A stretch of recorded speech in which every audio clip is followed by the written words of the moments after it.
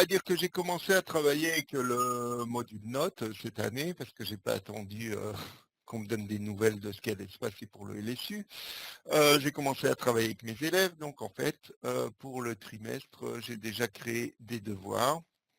J'ai une moyenne calculée en fonction de mes coefs et j'ai même ici saisi des appréciations. Ce que j'ai pris de l'avance, j'ai déjà saisi mes appréciations dans le module notes. Donc là, je me retrouve ici dans le cas où j'ai des appréciations, des notes, etc., comme les autres années. Donc voilà pour l'état actuel. Donc maintenant, on me dit que il faut que toutes ces données remontent dans le LSU.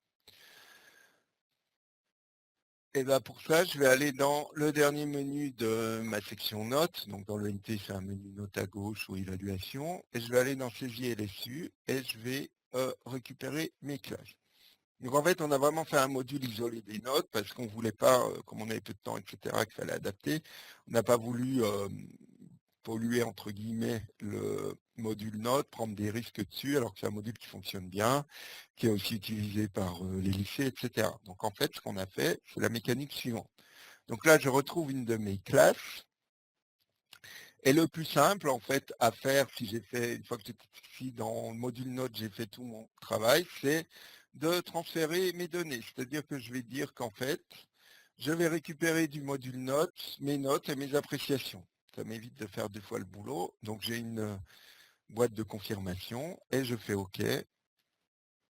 Donc là aussi, il y a une recopie de données qui va se faire. Donc ça peut prendre un petit peu de temps. Vous voyez le petit rond. Et là, c'est fait. Donc je vois que c'est fait puisque maintenant j'ai une moyenne de classe qui correspond à ma moyenne de classe.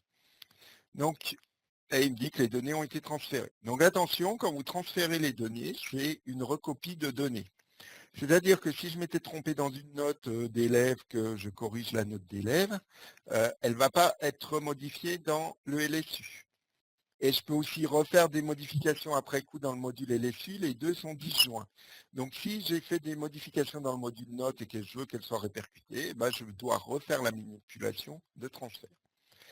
Et attention, on n'a pas automatisé non plus, c'est-à-dire qu'on a laissé chaque prof libre de faire sa tambouille entre guillemets, c'est-à-dire qu'on n'a pas prévu de bouton pour que l'administrateur puisse tout transférer de toutes les matières du module notes, parce que c'était un peu brutal et ça ne laissait pas de prise au prof, alors que c'est lui qui emporte la responsabilité finalement. Donc c'est chaque prof doit transférer ses notes et appréciations.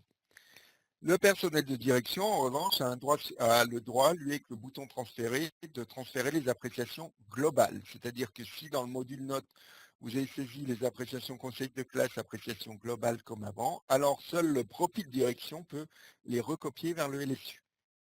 Donc ça, c'est très important. Donc, quand je suis sur une classe ou un groupe, une période, j'ai deux visualisations. J'ai une visualisation globale et une visualisation par élève. Donc quand je suis en visualisation globale, je vais remplir les informations qui correspondent à toute ma classe. Donc par exemple, dans les acquis disciplinaires, je vais dire ce qu'on a fait. Je vais mettre mes points de programme communs. Donc, je ne sais pas moi, la Première Guerre mondiale.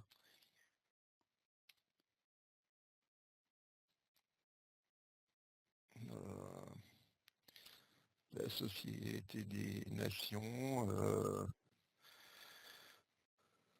le Front populaire, je ne sais quoi, voilà. Alors, les points de programme abordés, c'est quelque chose de très très libre. C'est-à-dire qu'on n'a pas fait de jointure, c'est un reproche qu'on nous fait, donc on permettra de faire des recopies, de reprendre des choses, mais pour l'instant, on n'a pas fait de jointure par rapport au référentiel compétences ou quoi que ce soit. C'est-à-dire que c'est écrit d'ailleurs dans le BO que en fait ce sont des choses, ça peut être aussi bien des compétences que des thèmes, que etc. Point de programme abordé.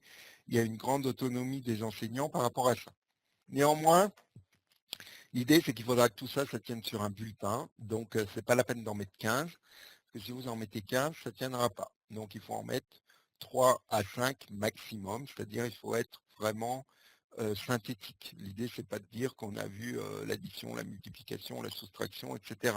Mais plutôt qu'on a vu les opérations, par exemple. Voilà, donc ça c'est quelque chose d'important.